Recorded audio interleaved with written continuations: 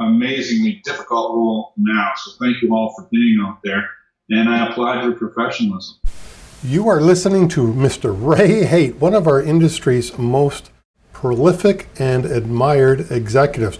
And on today's show, Ray is discussing driver retention and driver recruiting and how in the world that you can possibly increase your retention to drive up profitability.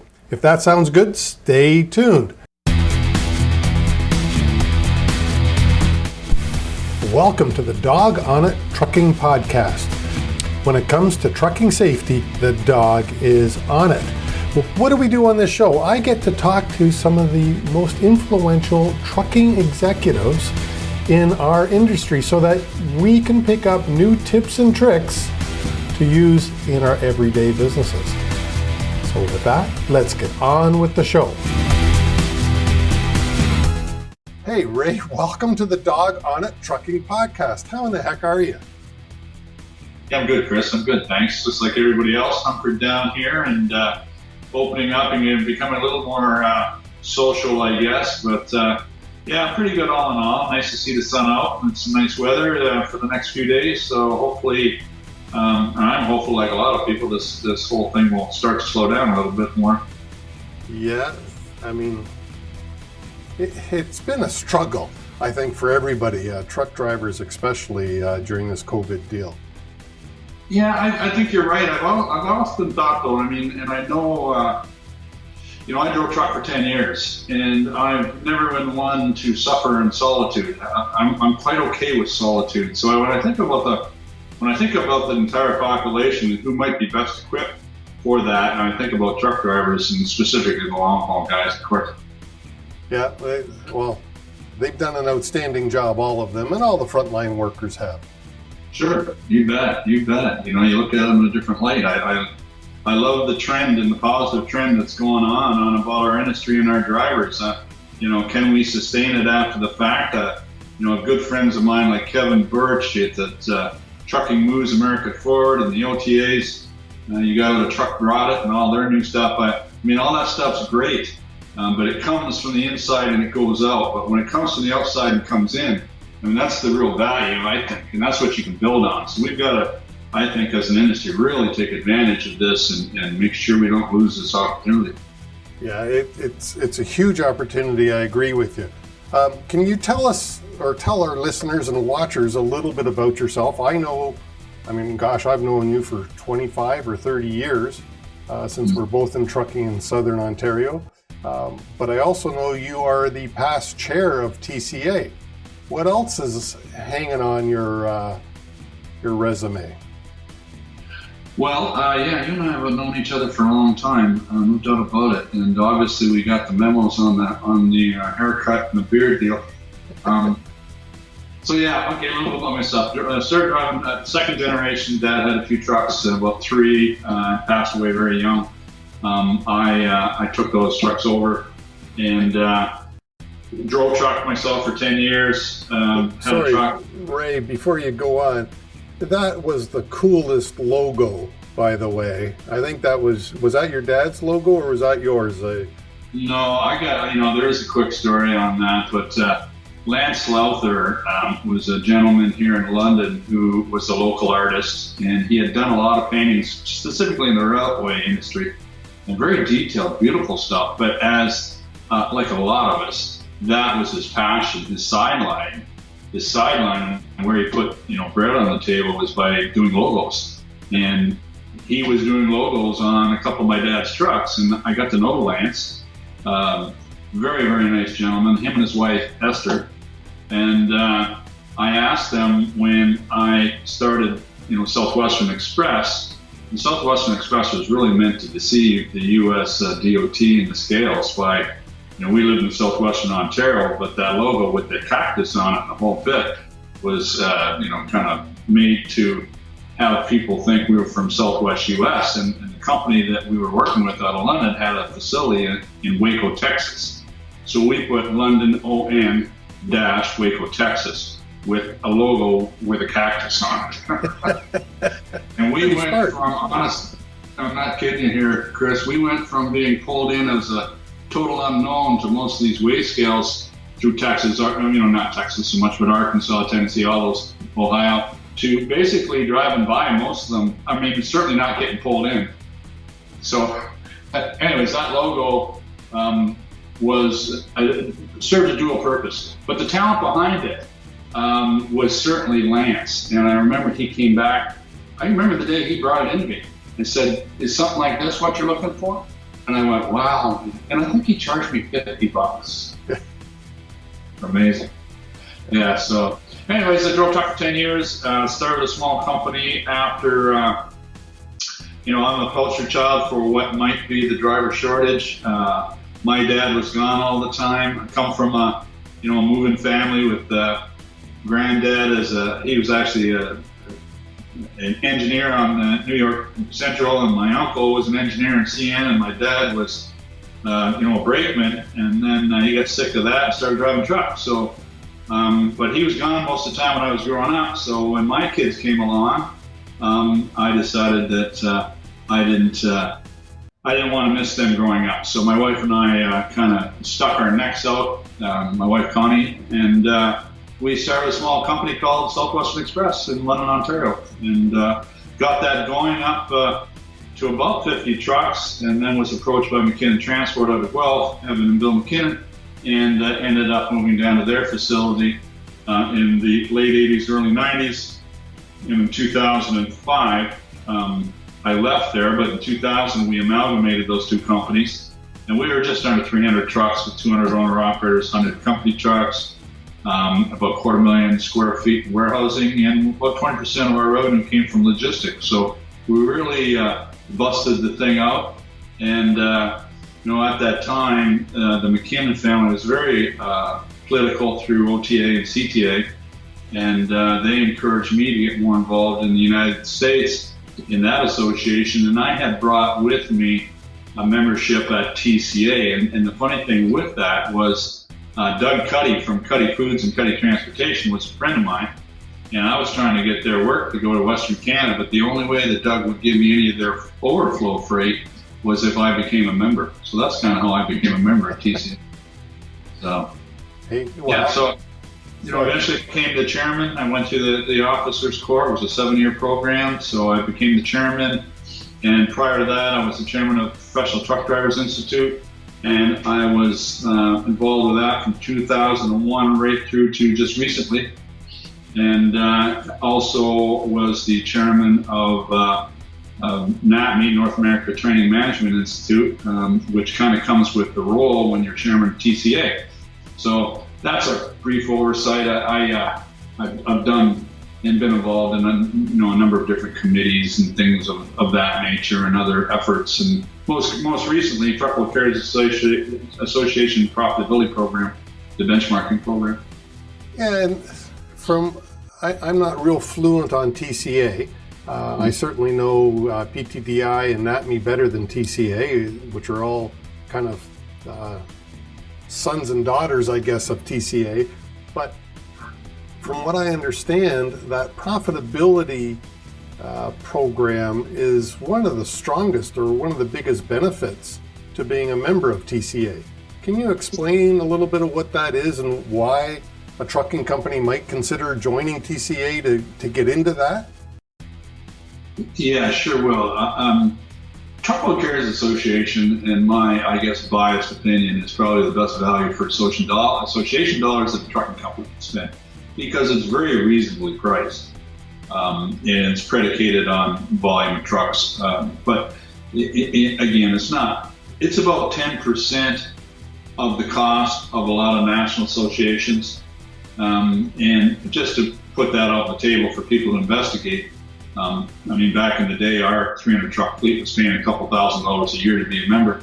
And the educational programs that are available, and the networking, getting to know your peers, if you're a cross-border carrier, it's invaluable. And I've always felt that way, and I've been a huge supporter of TCA. And most recently, through the whole COVID thing, education on and sharing of thoughts with other trucking companies on what to do during this crisis. They've been at the forefront of it. and actually put something out every day. But I mean, if you can think of it, they've addressed it and have left open the opportunity for carriers who might be wondering which way to turn a source of that information. But back about 15 years ago, Truckload Carriers Association decided that its members decided that a benchmarking program would be a great idea, and that other industries have it. Why couldn't trucking have it? So what they did is they approached the U.S. Department of Justice, because you have to have that type of approval so they can ensure that there isn't collusion of carriers to fix rates and those types of things. So they'll put a limit on what you can do. And in TCA's case, it was primarily wrapped around the expense side of things more so than revenue, and you can't talk about revenue in lanes. And there's a vetting process to make sure that two carriers aren't in the room that might dominate a line or a specific shipper, all those types of things. But having said that, that thing got started, and 12 years later, it was still kind of, I won't say floundering, but it had about 48 carriers in it, I think. And the reason for that was that they never kept up with technology. And certainly in McKenna Transport, my then CFO, we were involved with it in its infancy. At the time, there was a huge chasm between Canadian and US dollars, so it was hard to really kind of rationalize this thing. So we didn't hang in there as long as I wish we would have. But basically, what you do is these carriers got together and they decided on a common balance sheet. I won't go too deep in the weeds on this, but you can't compare one thing to another unless all the elements going into that comparison are coming from the same direction. Right. Or else it's just an exercise in futility. So the carriers got together and they made a common chart of accounts so that you are measuring things the same way. So when you look at a number, you know exactly what went into that number. Now you can do a comparison with another carrier. So that got going. That was certainly an important accolade. What was bogging it down, though, was everything done on these spreadsheets, Excel spreadsheets. So a carrier would go to a meeting and you would get all this data, and it would come in the size of about a 2-inch thick frigging telephone book. And it was very, very granular, and it just didn't keep pace with technology. So I, at the time I guess back 7-8 years ago, was doing some consulting around here and there. I never envisioned myself playing that role after being a trucker and running trucking companies, but I ended up there and quite enjoyed it. So I was approached by then a friend of mine. I was consulting with NAL and Glenn and Chris Henry and the Lindsays. And when Chris Henry left NAL a few years back, he came to me and said, "Ray, I know you've been trying to do this. I'm prepared to dedicate a period of time to develop some software that will streamline this and make it more available to the carriers and the people that work for them." So Chris, who is as sharp as you're going to find, set about building this software, and it's called TCA Engage. Now, its original name was Stack Up, and that's the name of the company that he and I own. And we ended up with a licensing agreement with Truckload Carriers Association. So that is the platform now. So what that allows carriers to do, any carrier, there's like 531 data points, which sounds like it's excruciating, but you don't have to do them all at once. You can start fairly simple. So a carrier can go online, for instance, and measure their fuel costs compared to a competitor or a group of competitors, your driving costs as a portion or a percentage of gross revenue. You can do all of these things and slowly build up to a certain number. Now, you can do that all online. You don't have to, it's really phase one of it. So you can go on, as long as there's 5 carriers, this is the DOJ restriction, then you can look at that composite of carriers and see where you add up, which is invaluable if you're running a trucking company or even if you're an owner-operator. You don't know what you don't know. Yeah. You might think you're very good on your maintenance costs. And then you go and look and you compare yourself to light-sized carrier in your geographic region hauling van or whatever you're doing and find out, you know what, I'm off 10%. Well, being off 10% on fuel costs can be the difference of profit and loss. But you can do that in every piece of your business. And you can do it online. And then after you get acclimated to that and feel good about it, then you can move from there to phase 2, which is to become active in a ongoing benchmarking program, which is a group of carriers that you compare yourself. You meet typically before all this, you would meet one-on-one at least twice a year, and you would talk about these numbers. And how did you get to that number? What magic sauce do you have that I don't have because you're much better than I am? So you can have those conversations. And then, they have a lot of things that spur off of that. One is called best practices, which I just love, where every carrier brings the best idea that they've bumped into in previous 6 months. And these companies are the best of the best, and they continue to improve. Right. And I would assume, and you can talk about this, I would imagine one of those best practices is retention and recruiting that you talk about. Because I know you've developed a program that's available through TCA that talks or trains how to improve your retention program, because you say that you had a company that had 120% turnover at one point. Yeah, that's true. So yes, retention is a part of the profitability program. I'm currently a consultant for Truckload Carriers Association and have the title of retention coach. So retention is measured, but it is delineated in a number of different ways.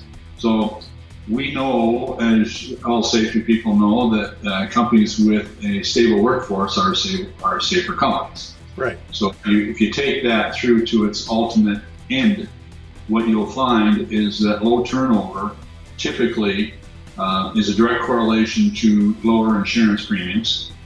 The lower insurance premiums are a precursor to best-in-class operating ratios. In my class, in my workshop, I talk about the equivalent of low turnover in each department, which in maintenance, for me, I'll give you a comparison. What do you think the value of a rolling asset, truck or trailer, might be after 4 or 5 years in a company that's had one driver in it compared to a company with 100% turnover that's probably had 10 to 15 drivers in a single piece of equipment over 4 or 5 years? Obviously, that asset value is much greater, and you are much more welcome to the used truck market. People will wait for those assets. You're not going to have to go looking for people to buy them. They're going to knock on your door. Then I go from there, just the maintenance costs. You can expand on all these things. Sales, to me, is an important one, because when you have a stable workforce, you can train that workforce. Advanced defensive driving. We used to have standalone computers. You guys could take additional training. And conversational sales and all these types of things. So we've got a better educated workforce in our sector because they're stable. You can't train 120% turnover. That's sales. For me, also equates to what I call a higher quality of revenue. Since you've got a stable workforce, you can go looking for things that are more complicated, maybe of higher value, and those shippers will trust you because you have those numbers. So again, you can go down. I've always had sympathy for that, clerks looking after driver's files. With everything that goes into a driver's file, 120% turnover with a 300 truck fleet compared to 20%. Are you kidding me? So you can reallocate that asset or that person to be doing other things rather than doing nothing but chase, items for that file. You can go on, from there, operations, dispatcher, training your entire workforce on a weekly basis compared to acclimating, on a 50 truck board, maybe 10 drivers. Administration, accounts. When we started StackUp, Chris and I, we had our first users call, which is usually where people who subscribe to the program will tell you what's wrong with it, what they like about it, and what they want to see in the future. Right. Interestingly enough, the first thing was with CFOs, that call. They want to know everybody else's aged accounts receivable, which clicked in my head. Because what we're talking about here is training truck drivers on paperwork and systems. So if you have lower turnover, you have a lower age accounts receivable, and that becomes the time cost of money. So that was very interesting to me. So you can equate all of these things. And when we went through our metamorphosis from 120 to 20% turnover, we doubled our operating ratio. We didn't do it because of that, but we doubled our operating ratios. It's because of all those things. So, typically when I talk about retention, one of the questions I get from the recruiters in the room and some of the safety people is, well, how much did you pay to recruit a driver? Yep. And, I know they've been listening, but they just didn't quite get the message, because my response would be, we certainly went through the effort to find out where our recruiting dollars were spent and how effective they were. But really our effort was to fill a much larger, a group, to look funnel, a much larger funnel, let's put it that way. But we hired right people for the right fit. So whether my cost of recruiting is twice of yours or not, I kept the guy for 5 years. Yours might be very efficient and half of mine, but you had to hire 10. Yeah. So yeah, it's very interesting to see the effect of it. And the other thing that it bothers the hell out of me, Chris, I got to tell you, is people have become disposable in our industry. I mean, prior to this, the human tragedy, people going home to tell the families they don't have a job. A 100 truck fleet sending 120 guys home, either quit or fired, and we do it because we become, just, it doesn't bother us anymore, and it's just wrong. Yeah. So that human element of it has been a big part of it for me too. Haven't been a fast driver. And we'll put links in the show notes below about this program at TCA, that if people are interested in it. But some of the things that I found interesting in that program, or in the video that you have promoting it, you talk about a $6,000 cost, and that's just a number for recruiting a driver. And you talk about a 300 truck fleet that has 120% turnover compared to a same size fleet that only has a 20% turnover. What does that do to the bottom line? Well, that's part of the program, and I tell people I put that there because you're going to ask that question, so I'm going to give you that number. But that is granular really to where the money is. When you look at each department and the inefficiency that is there, that number that you just mentioned pales in comparison. It really does. It doesn't add up. It far exceeds that number. And I just point something else out just for self-promotion here, but I do consulting on the side on my own too, through Ray Haight Consulting. So I concentrate a lot of effort at TCA, and I'm dedicated to the membership there and the carrier membership, but I also will have offerings out to people who are not members. Yeah, and I mean, that's awesome, because I don't know of many talents here in Southern Ontario with the experience and the wide variety of experience that you have.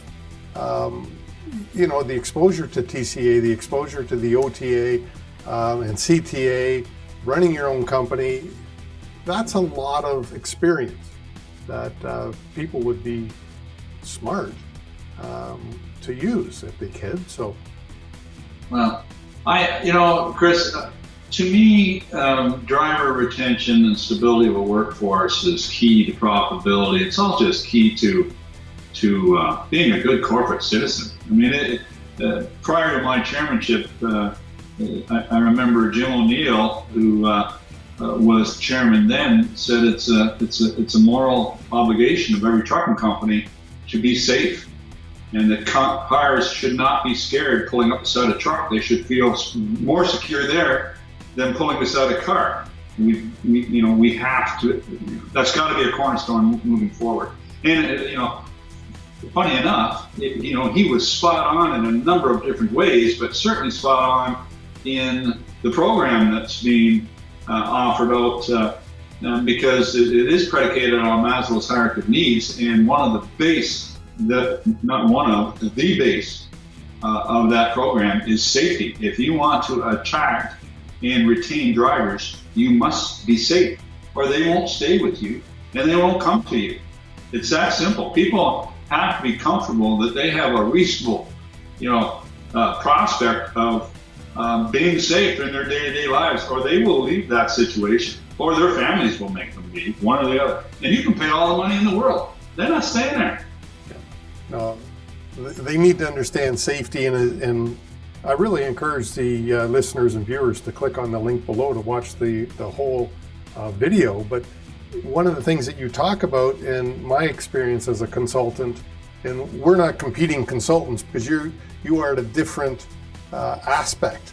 Safety is one part of it, but running the company. And I'd love to have been able to, and I have called on you in the past. We've worked together on a few projects, because I do not go into a carrier or you and I did a private fleet not long ago, a few years back, I guess now, but I do not get in the weeds on safety. Yeah. I prioritize safety, and I talk to carriers about, how they should view safety and how they should support it unwaveringly. But as far as getting into, I just do not have the desire or the capability to be able to do what you do, Chris, and your other safety professionals, getting down into those regs and rules and drilling down on them and really understanding them, trying to convey to other people. I start yawning about halfway through that. I know how important it is, or trust me, it's paramount. But I don't have to be, with people like you out there in the world, I don't have to know that stuff. I just give that over to you folks, and you work your wonders with it, and off they go. Well, that's kind of where I was alluding to, is I'm in the safety department, where you're in the company, the corporate structure department. You're at a higher level in the organization. But one of the questions I had about the Maslow hierarchy of needs, when we get into the third level, most of my customers, I think, they satisfy the physical needs, they satisfy the safety needs, but the social needs, the communications, in a lot of companies today, I see, to be blunt, suck. With the advent of satellite communications and text messaging, there's no personal communication happening anymore. Do you agree with that? Do you disagree? How do you see technology rolling into social needs and specifically communication as it pertains to retaining drivers? It's I'll speak to that, but I want to broaden it out a bit, Chris. There's been a thought for a long time that turnover in this industry is just systemic. It's just part of it. It just comes with the friggin' program. And nothing could be further from the truth. It's delusional to think that way. High turnover is no more unwinnable than any other business challenge that a company's going to come up with, whether that's putting out bid package, whether that's organizing your business. It's a business challenge, needs to be addressed, and it needs to be tackled. And people, it is really amazing to me that companies, some of them choose to just live with it because it's part of the gig.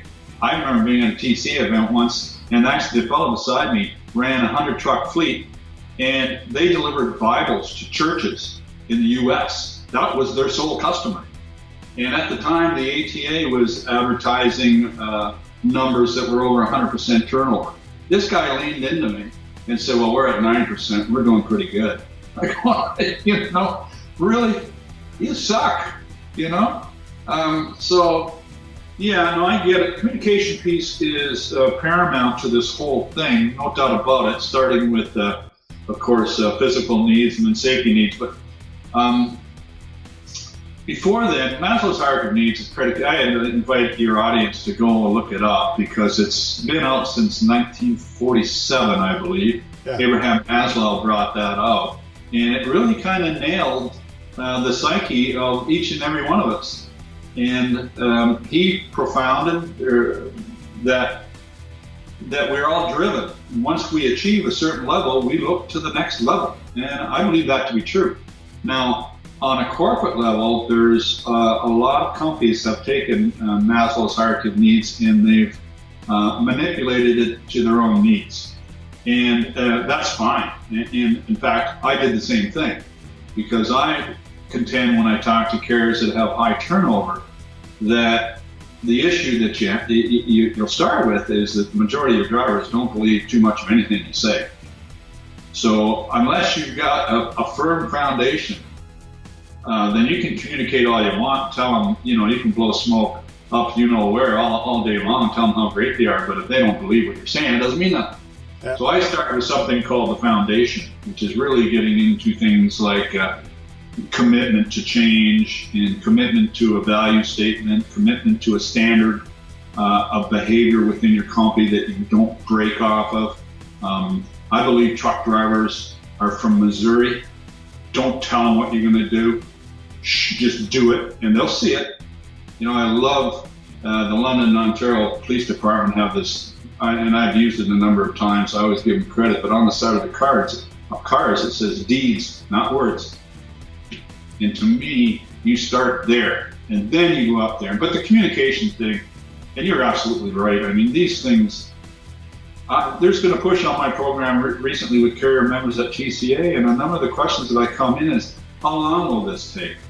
How much does this cost? All these, like if you're high turnover, low turnover is a journey. And it's a journey that you're going to be on for years and years, but you won't even know you're on that journey once you get it down to where you want it, because it's now all of a sudden going to work is fun. The relationships you have with people are real relationships because they endure a period of time. Those folks still work for you. So communication is paramount to this whole thing. People want to be recognized. They want to know what's going on. I could give you all kinds of situations that have proven that to me and to our company.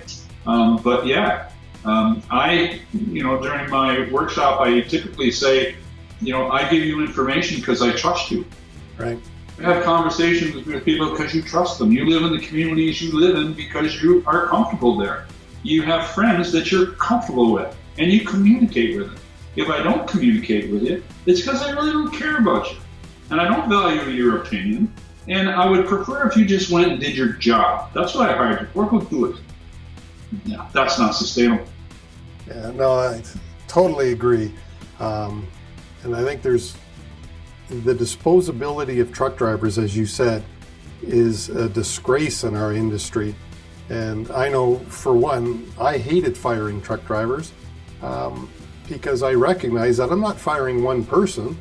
I'm firing the driver, the spouse, the kids, the impact on the community possibly. Yeah. The other thing that goes with that, though, Chris, and this is the mindset I had with our people, is we had to let somebody go. We failed them. Yeah. How did we fail this person? We failed them because we shouldn't have hired them to begin with. They weren't a good fit. We hired a clean driver's file, which is the last thing you want to do. We didn't find out from them what their expectations of us were. We didn't find out what their vision of success was, because we want them to be successful. You don't have happy employees. Find out what it is they want to achieve, and then help them achieve that. You'll own them. They're not going anywhere. So I looked at those things as, we failed this person, how do we do it? Yeah, absolutely. So Ray, to be respectful of your time, I'd like to just start closing this down. So a couple of things that we talked about: engage through TCA, the measuring fleet program. How do you say it correctly? Well, it's kind of long. It's TCA TPP Engage, but it's Truckload Carriers Association Truckload Profitability Program Engage, okay, which is primarily there to engage your staff. So, I mean, that's a huge benefit to being a member.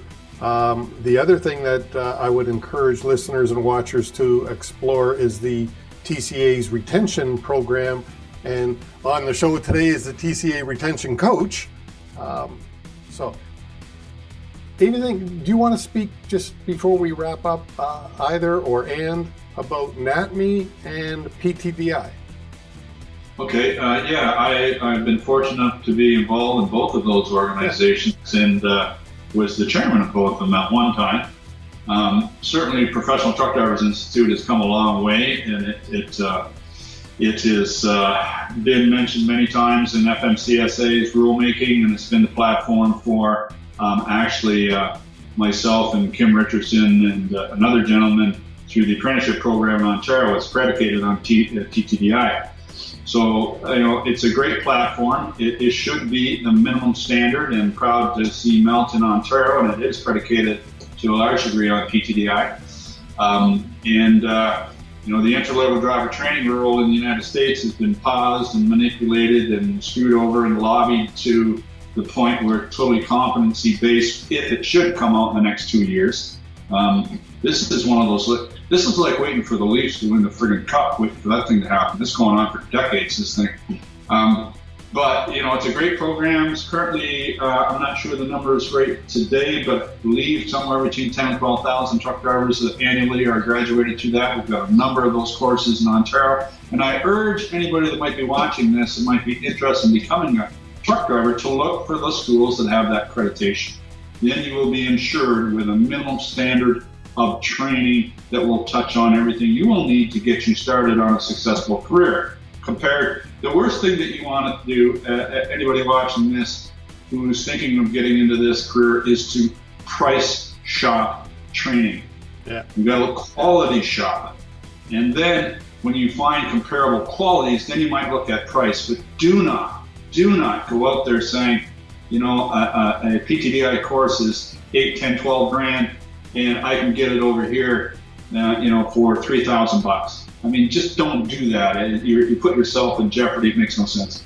That NATME, I just think the world of NATME, and was the chairman of that 2008, 2009, and had been involved with it prior to that. But the accreditations that they offer for those trucking companies that are listening include, certified director of safety and safety assistance, certified director of maintenance, and these accreditations are amazing to me because they equate to some upfront cost and time of your people.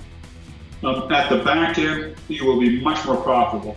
The maintenance side will, have that individual draft a maintenance program that they'll have to adhere to.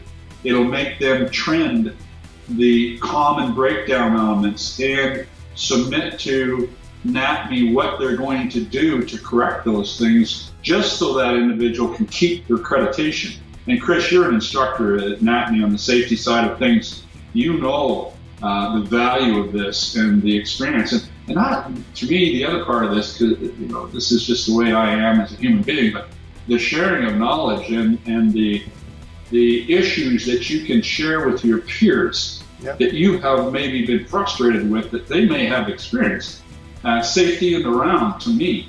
I mean, I love being with the folks that are involved in all these things because there's passion there. I mean, if you ever get sick of this industry and say, I've had enough of this crap, get around that group for any limited amount of time and you will be reinvigorated about the quality of the people and the people's intent that are involved in those things. Well, I think that goes to almost any association within our industry. If you're getting a little bit down, well, hang around with some of the key people at OTA, because those are the passionate people at CTA, at truckload carriers, at NATME. I mean, we all have, you are who you associate with. And if you decide to associate with people that have negative attitudes, then that's how my attitude's going to be. But I choose to associate with people like you, Ray. Well, I appreciate that, Chris, and I do so too. I just point out to you that, ATA, OTA, CTA, all these associations, they don't do a very good job at telling people the things that they fend off. And they're expensive to join. It costs a lot of money, but it's very expensive to live in Ottawa, to live in DC, and to lobby against people who don't understand our industry but have been given some power and some authority. And next thing you know, we get some ridiculous legislations coming down the pipe, and somebody's got to be, at the forefront of that and be trying to fend those things off. So, a lot of those associations, they have that as their priority, and thank goodness they do. Yep. Now, TCA, Truckload Carriers Association, has recently got in the advocacy wing too, because they didn't see really a national association in the U.S. that was specific to a truckload carrier. So they've got into that, and they've been very successful at it. But still, their strength is education, it's profitability of their carriers, it's bringing them up to speed, it's being a conduit from carrier to carrier. I've been involved with TCA since mid-'80s. The value amongst all those things, it has been the lifelong friendships. When I was running a carrier, to pick a phone up and say, hey, I'm stuck at a scale somewhere, or hey, I need somebody to get under load for me. This thing's got to, and just the learning piece. I do a big piece in the program called mentoring. Well, I got that from Kevin Birch. He's a lifelong friend of mine who passed ATA chairman and TCA chairman, and he showed me the whole program out of Dayton, Ohio, what he was using for his drivers. It had a huge impact on our business. So, I'm a big association guy, and I can ramble a bit on that, but, I also feel very strong that, if you're going to be in this industry, you need to be a contributor to its overall success, not just your own, but you will be successful on your own by doing that. Yeah, and I think that's a great ending point. Ray, your contact information will be down below, and I encourage our listeners and watchers to reach out to you if they've got questions. Any last words, Ray, that you want to leave with? Very, very strenuous times in an industry that is reliant on margins that are not typically those of other industries. When we talk about 97.5% operating ratios, it doesn't take much in the disruption of the flow of those volumes to turn a positive into a negative. So, I wish everybody the best. It's time to get together. It's time to learn from your peers. People are being successful in this, or they are at least treading water. How are they doing it? Do you need to find out how? Then there's access for that information. Even TCA, they're putting stuff out daily. It's to everybody. They're not restricting it to non-members. So access to information is out there. And the other thing, Chris, I got to tell you, and I know this firsthand, misery loves company.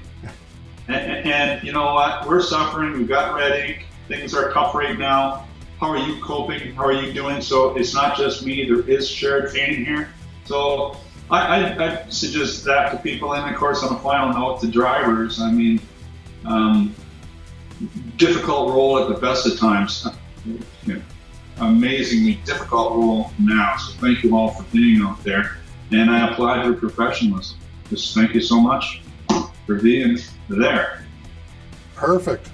Thanks, Ray, for appearing on the show. I appreciate you very much. Thanks for having me, Chris. Thanks for having me. I appreciate it. I hope you loved the show as much as I did. Please leave us a like, a thumbs up, a review, a comment, a rating if it is in your heart. Thank you so much. And I do really appreciate your time. And join us again next week for another exciting interview.